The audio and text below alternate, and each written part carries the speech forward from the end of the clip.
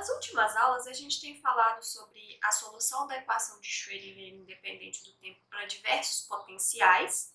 Na aula de hoje, a gente vai falar de mais dois exemplos. Um deles é o oscilador harmônico e outro é a partícula livre. Então, a gente vai começar falando do oscilador harmônico.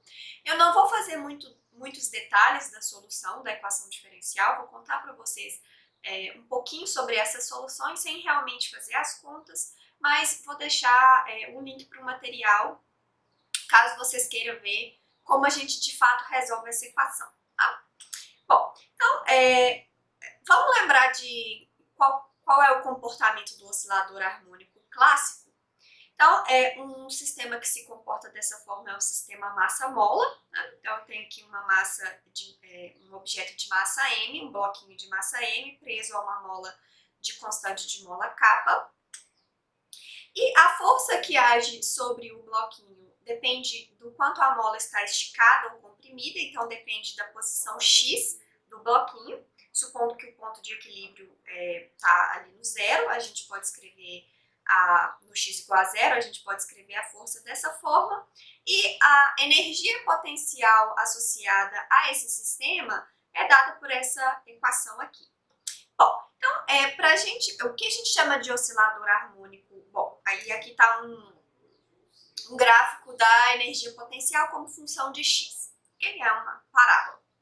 Bom, o que a gente chama de oscilador harmônico quântico é um sistema quântico, uma partícula quântica que está sujeita a um potencial que tem exatamente essa mesma cara, tá? Então, a gente vai substituir o de x na equação de Schrödinger independente do tempo e o de x tem esse formato aqui. Bom, então a gente vê aqui que essa equação diferencial é uma equação diferencial linear de segunda ordem, homogênea, mas ela não é uma equação com coeficientes constantes, como as equações diferenciais que a gente tinha resolvido nos outros casos. Então, a solução dessa equação aqui não é tão fácil como a solução das equações que a gente viu antes, tá? Mas é possível resolver essa equação de maneira exata e existem várias soluções, mas nem todas essas funções são adequadas para a descrição de um sistema quântico através da função de onda. E aqui, vocês lembram que nos exemplos anteriores a gente usou como condições de contorno a continuidade da função de onda ali em vários pedaços. Mas em um exemplo, a gente precisava descartar certas soluções que explodiam quando x ia para mais ou menos infinito, quando a gente tinha aquela poço de potencial, né? A gente tinha soluções exponenciais fora do poço, mas matematicamente, tanto a exponencial que crescia quanto a exponencial que decrescia eram permitidas, mas fisicamente a única solução que faz sentido é a exponencial que decresce, porque a função de onda precisa ser normalizada. Bom, aqui a gente não tem descontinuidades no potencial que vão levar a condições de contorno de continuidade como a gente tinha nos casos anteriores, mas a gente ainda mantém a condição de contorno que a função de onda precisa ser normalizável. Isso significa que a função de onda não pode explodir para x maior ou para x indo para mais infinito ou para x indo para menos infinito. Então, essa condição de normalização implica que a integral de menos infinito até infinito de módulo de psi de xt ao quadrado dx. Lembrando que aqui a gente está preocupado com os estados estacionários, então eu tenho uma solução da equação de Schrödinger independente do tempo, psi de x, multiplicado por uma exponencial complexa. O módulo dessa exponencial complexa para o tempo é igual a 1. Então, isso aqui é simplesmente a integral de menos infinito até infinito de módulo de psi x ao quadrado, como a gente já viu várias vezes. Eu sei que isso aqui precisa ser 1. Então, essa condição aqui vai restringir as possíveis soluções da equação de Schrödinger independente do tempo, que são matematicamente possíveis, mas que fisicamente não levam a essa condição aqui. Então, portanto, fisicamente elas não são aceitáveis. Ok, então, a diferença que a gente tem aqui são funções de onda que têm esse comportamento, como essa função rosa. Essa função aqui não é normalizável. E essa função de onda que tem esse comportamento aqui, o fato dela ser decrescente não necessariamente significa que ela é normalizável, né? Mas, como vocês vão ver, a gente vai obter funções exponenciais decrescentes e essas funções são normalizáveis. Para ela ser normalizável, é uma condição necessária que ela vá para zero quando o x vai para mais ou menos infinito. Então, para ser normalizável,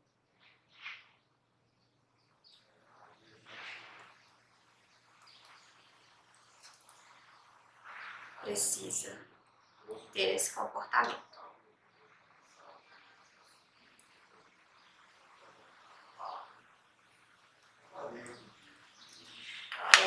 Bom, então, quando a gente resolve a equação de Schrödinger, independente do tempo, e observa quais são todas as soluções possíveis, a gente observa que várias dessas soluções têm um comportamento desse tipo aqui. Então, essas soluções não são permitidas, elas não correspondem a funções de onda permitidas para o oscilador harmônico quântico.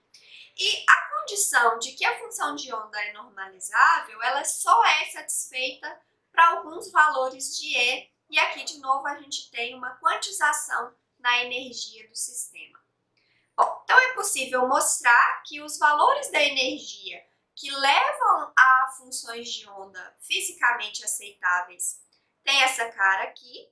Para cada um desses níveis de energia, a gente tem uma função de onda correspondente. A parte que depende de x é uma constante multiplicada por uma função que a gente conhece como função de Hermite, que é um polinômio. Existe uma tabela para esses polinômios, isso tudo é muito bem conhecido, multiplicada por uma gaussiana.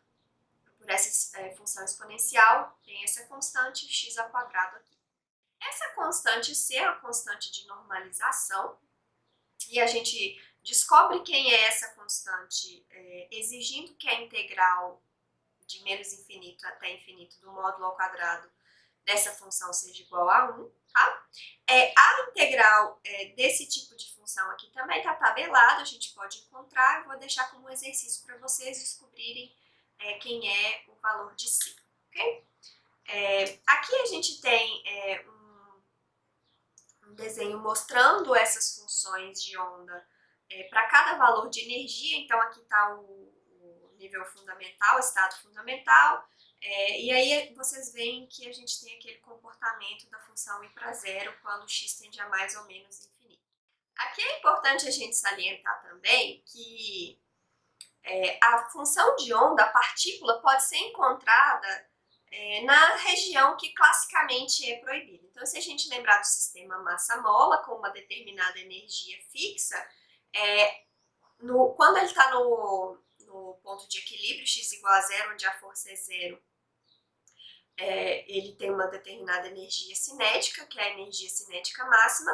Quando a mola é esticada ou comprimida, né, dependendo se ele está indo nessa direção ou nessa, a energia cinética é transformada em energia potencial. Quando a mola está no máximo, comprimida maximamente ou esticada maximamente, a energia cinética é zero e toda a energia é energia potencial. Bom, então, por exemplo, aqui no nível é zero, se a gente fosse olhar para qual é a energia cinética ou energia potencial máxima, isso daria uma posição de x máxima, que estaria mais ou menos aqui. E a gente vê que a função de onda, ela passa dessa região, que é a região que é ocupada pela partícula clássica. Tá? Então, assim como a gente viu nos casos anteriores, existe uma probabilidade não nula de encontrar partícula na região classicamente proibida. Okay? A gente vê que essa probabilidade vai para zero, né, por causa do comportamento dessa função, daquela exponencial decrescente, mas essa probabilidade é maior que zero, a gente tem um comportamento parecido com os casos anteriores. Bom, então, por que é importante a gente estudar o oscilador harmônico quântico? Então, existem várias aplicações, eu vou citar aqui apenas duas, né, mas tem várias aplicações desse sistema aqui. Então, a primeira delas é a vibração de moléculas. Então, por exemplo, se eu tenho uma molécula com dois átomos, eu posso aproximar o potencial que descreve o comportamento dessa molécula através do oscilador harmônico. Então, a gente vê aqui que o comportamento é parecido. Aqui a gente vê que o potencial não é exatamente, né, o potencial do oscilador harmônico, mas especialmente para energias pequenas, esse sistema é uma excelente aproximação para a vibração de moléculas. Então, por exemplo, lá quando a gente falou da radiação de corpo negro, a hipótese de Planck, de quantização, de vibração das moléculas, que é o fenômeno responsável pela temperatura e pela emissão da energia térmica, pode ser aproximado por um oscilador harmônico. Então, isso aqui ajuda a gente a entender melhor aqueles resultados que a gente viu lá no início dessa parte de física quântica. Uma outra aplicação tem a ver com essa aproximação também. Então, toda vez que eu tenho um potencial que tem um mínimo, se eu estou trabalhando na região bem próxima desse mínimo, para energias bem próximas desse mínimo aqui, se a gente fizer expansão em série de Taylor desse potencial, a gente vai ver que o primeiro termo é um termo em x ao quadrado, e por causa disso, eu posso, nessa região, para valores da energia bem próximos desse mínimo aqui, aproximar esse potencial pelo potencial de um oscilador harmônico e conseguir encontrar algumas respostas sobre o comportamento do sistema nesse regime. Então, o oscilador harmônico tem diversas aplicações por causa disso, porque essencialmente ele serve como uma primeira aproximação para potenciais que têm um mínimo que, em geral, acontece quando a gente tem potenciais atrativos.